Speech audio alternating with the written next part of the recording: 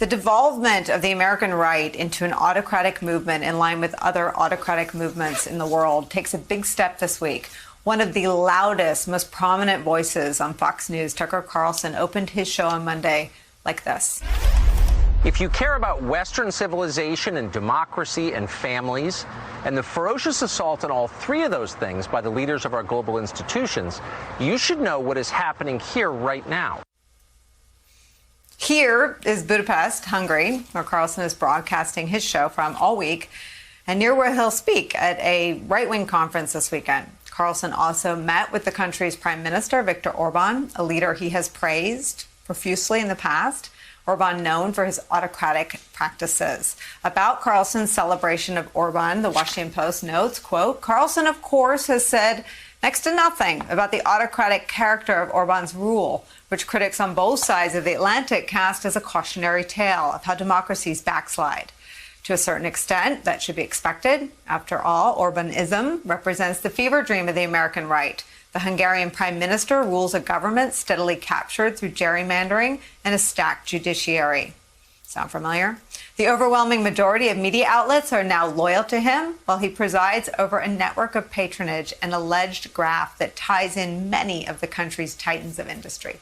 Joining our conversation, Mark Leibovich, chief national correspondent for the New York Times and an MSNBC contributor. Frank Figliuzzi still here.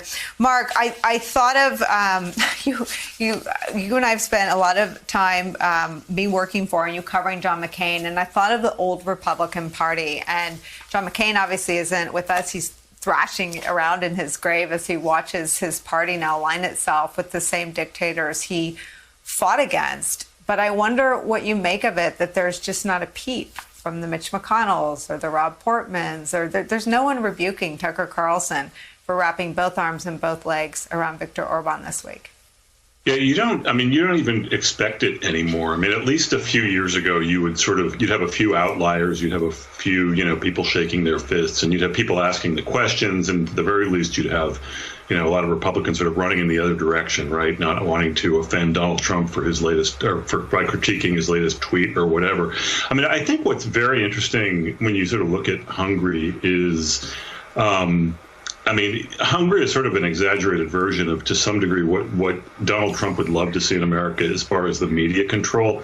I read a statistic earlier that said like 90% of the media outlets are somehow in the control of President Orban. And obviously Fox News is one cable news outlet. It's a very powerful one, but it's also spread to, things like Newsmax and One America, Facebook. There's like a hammerlock on the right into some very significant areas, talk radio and so forth.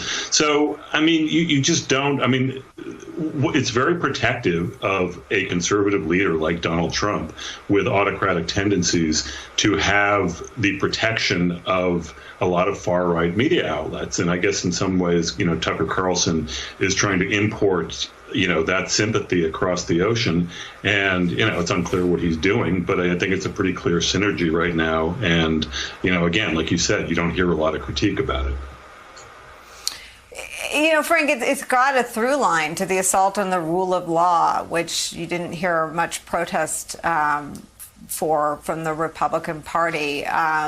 Secretary Mattis resigned from his post as Secretary of the Defense Department when we left our Kurdish allies to die in Syria.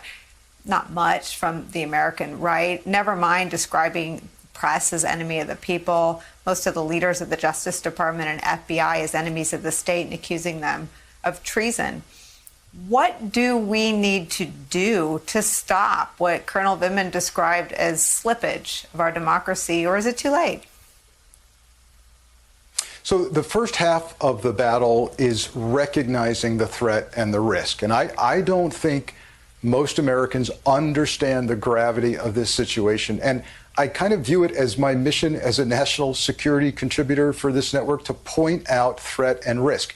I'm not here to critique another network. I'm not here to critique Tucker Carlson, who should be very grateful the freedoms we enjoy as Americans that allow him to travel wherever he wants, hold whatever beliefs he wants to, and resist any pressure, free of pressure as a media member on his particular show.